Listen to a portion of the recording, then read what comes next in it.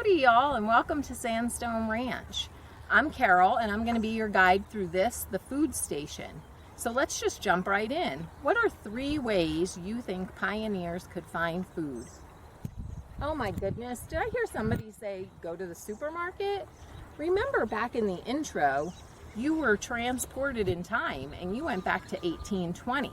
In 1820, no supermarkets. So let me give you a clue as to some ways pioneers had to get food. Now I'm hearing some great ideas. You could grow your own food, you could raise your own food, or you could hunt or capture your own food. These are all fabulous ideas. So let me tell you, pioneers needed to be smart. They needed to know a lot, and they needed to know a lot about a lot. So one of the things they needed to know in order to farm, well, you figure it out. What did they need to grow food? Well, if you're having trouble figuring that out, let me ask you, can I grow lemons here? Could I have a lemon grove? I hear you giggling and telling me, Carol, of course not. You are right. Of course we can't have a lemon grove here. Why not? The weather, that's perfect. Exactly. The weather. You needed to know what your weather was. You needed to know your seasons. You needed to know what plants liked that weather in those seasons. All of that, when you put that all together, that's called the climate. So pioneers needed to know about the climate.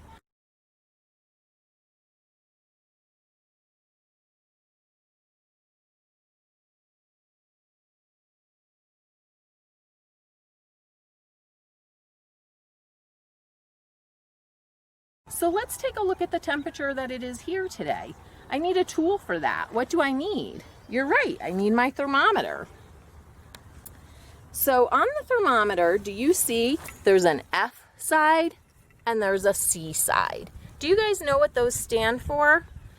You're so smart, I know you guys know it. Fahrenheit for F and Celsius for C. Those are just 2 different ways of measuring the same thing. Like you can measure how tall you are in feet, or you can measure how tall you are in meters. But this here on Fahrenheit and Celsius, it's going to be the same temperature. It's just 2 different ways of saying the same thing. So let's follow our red line. And in the United States, we tend to use the F side. So let's look over here on the F side. Where does our red line stop? Looks like just about 74 or 72 degrees there. So that's what our temperature is today. Nice job, you guys. So now you know for growing food, you need to know all about the climate and the plants and the seasons in your area. Now let's go talk about raising food and head on into the barn.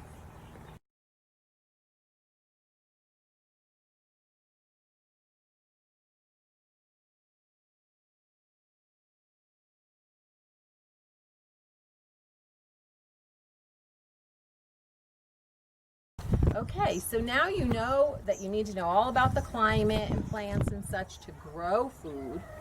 Now we're going to head into the barn and you're going to think about what we need to raise food.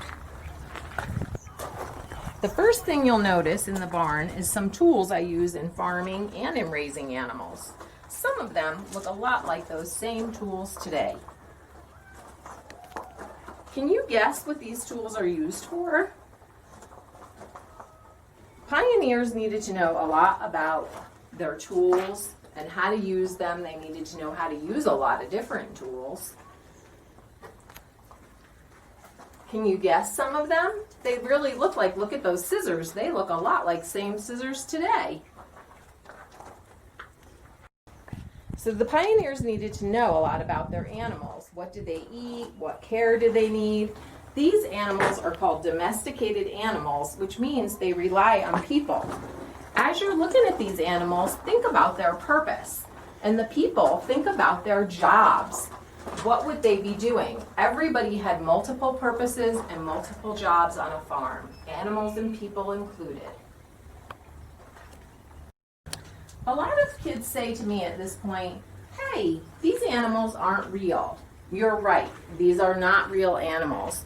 Remember, I just told you that we're domesticated animals. That means they rely on people. And nobody lives here at Sandstone Ranch right now, so there are no people to care for real animals. So you're correct, they are not real. In 1820 though, they certainly would have been real. And I know we're really stretching those imaginations of yours today. But speaking of caring it for animals, I want you to come back over here and take a look at this photo. And take a really good look at the person doing this job in this photo. He looks about your age, right? This would have been one of your jobs on a farm, to milk the cow, and that would need to be done at least twice a day, sometimes even 3 times a day. A lot of people now also ask me about the dog. They say, Miss, would you eat that dog? Well, no, of course I wouldn't eat that dog, but he would have some jobs. And while you think about what his jobs would be, I want you to head back to the front because I want to make sure you saw the young man in the back corner and the job that he's doing. So this gentleman here that you're looking at, his job, he's called a farrier. And a farrier's job is to take care of the shoes, the horseshoes, because horses' hooves are somewhat tender actually, and they need those shoes to help protect them. So that's just one little detail that people needed to know to properly care for their animals. So you've had a good look around. What animals did you see that you think I would eat? Yes, I would certainly eat the pig. The pig would become ham, bacon, pork. I could eat the chickens that you saw. I could eat the cow for beef. And then what animals produced things for me to eat? The cow definitely produced her milk, and I could make cheese out of that, ice cream, all kinds of good things. The chickens produced eggs. What about the goats? Do you guys know what goats produce? Goats produce milk. It's a little sweeter than cow milk, and you can make really good cheeses out of that as well. So everybody had some jobs to do.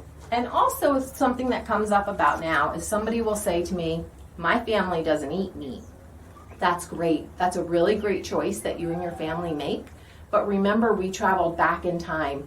We're in 1820. And in 1820, people didn't have as many choices as we have today. We can make that choice for ourselves today, but they couldn't do that then. So now you know, you need to know about climate to raise your plant or to grow your plants. You need to know all about taking care of your animals, feeding them, taking care of their shoes, to raise animals. Now let's think about hunting and capturing. Let's go. So now you know to grow your own food, you need to know all about the climate. And to raise your own food in the barn, those domesticated animals, we need to know about those animals and what they need for us to take care of them.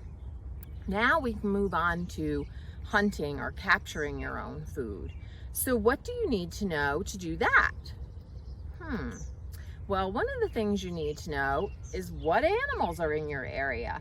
And if you see the animal, great, you know it's there. But if you don't see the animal, what are some signs that animals or things that animals leave behind that tell us they were in the area? Take a look around and see what you see. Oh my goodness, what is that? I hear a lot of giggling and a lot of poo. You are right, that is poo. That is wild animal poo. Can you take a guess as to what animal left us that poo? I have a thing here, it's a scarf, to know if you know the word for wild animal poo. Oh, I think I heard somebody say manure. Manure would be the poo from our domesticated animals in the barn. This is wild animal poo, and it's called scat. I think I heard somebody say it. You guys are so smart. So let's look at our scarf and see if we can figure out whose scat that is. It's pretty small, and it's very uniform in shape, which tells us it's probably a plant eater because it doesn't have a lot of lumps and weird shapes. So let's see, what do we think? I think that's rabbit scat. And did you possibly see another clue that might have helped you determine that it was a rabbit scat? Look right here, I see rabbit fur. So I think we're pretty safe in saying that that's rabbit scat. Now look a little farther over, I see another scat. And it looks a lot like the rabbit scat.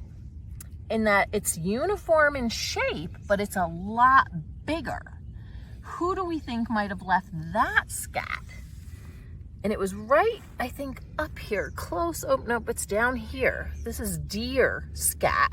And if you weren't sure, did you see the other clue that it was deer scat? Come on over here, look.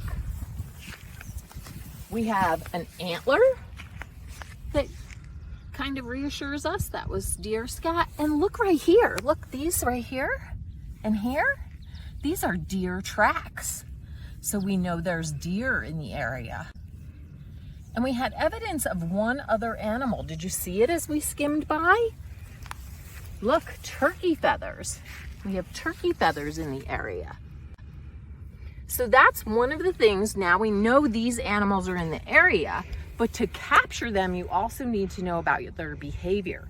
Did you by any chance see this sort of trail here? It might not show up very well on the camera, but that's an animal trail. And if we followed that, that might lead us to some deer or something like that. That's a behavior that animals have, is that they will follow the same path over and over so that it makes a trail. The other thing about their behavior is knowing when to hunt them. Right now it's bright, it's sunny, it's summertime. Is this a time, if you know somebody who hunts, do they go out and hunt during the summer? No, they wait till fall. In the fall, animals gather in large herds, and hunters know that. So that's when they go hunting animals. The other thing is the time of day. When do hunters usually go out? If you guys know any hunters, you know they get up really early in the morning, and they tend to go out then because they know the behavior of the animals is that's when they're gonna go out and be more active so that you'll find them. So to grow food, you need to know about the climate. To raise food, you need to know about the domesticated animals and how to care for them. To hunt or capture your food, you need to know a lot about those animals in order to capture them and find them. I'm telling you, those pioneers, they needed big brains. They had to think a lot. Okay, so there's just one category of something else that you could eat that we didn't quite cover. And remember, when I got here back in 1820, my barn wasn't here yet. I didn't have any domesticated animals. I hadn't hunted yet. I just got here. So plop, I'm here. What is here? I'm desperate, I'm hungry, I need some protein. What category of food do you think that it is that I could have eaten? Anybody have any idea? I think I heard somebody say it. Did you say it? I think you did. Insects. I could eat insects. It's not really very popular here in the US to eat insects, but around the world it's actually a very popular form of protein. So let's go hunt some insects.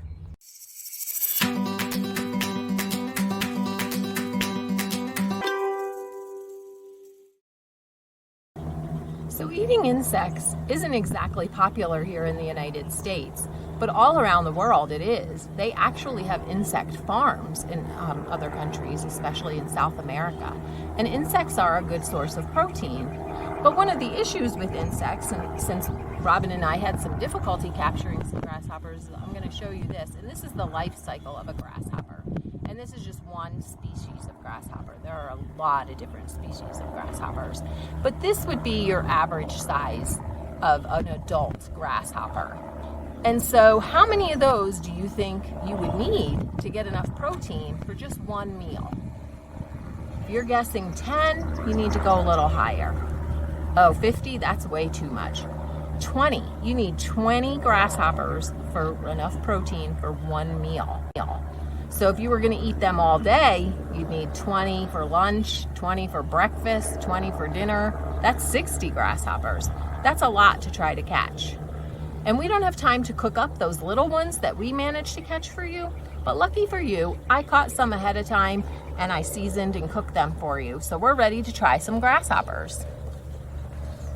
Now, one thing you need to know is that grasshoppers are related to shellfish. So if you are someone with an allergy to clams or shrimp or lobster, don't eat a grasshopper. Luckily for me, I'm not allergic. Ready? Here we go. spicy, like barbecue potato chips. So I hope you had a great time here at the food station, and I hope you learned that in 1820, Sandstone Ranch did have opportunities to grow your own food, to raise your own food, and to capture your own food. And now you're going to move on to the shelter station. Have a great time, and I'm so glad you joined me today.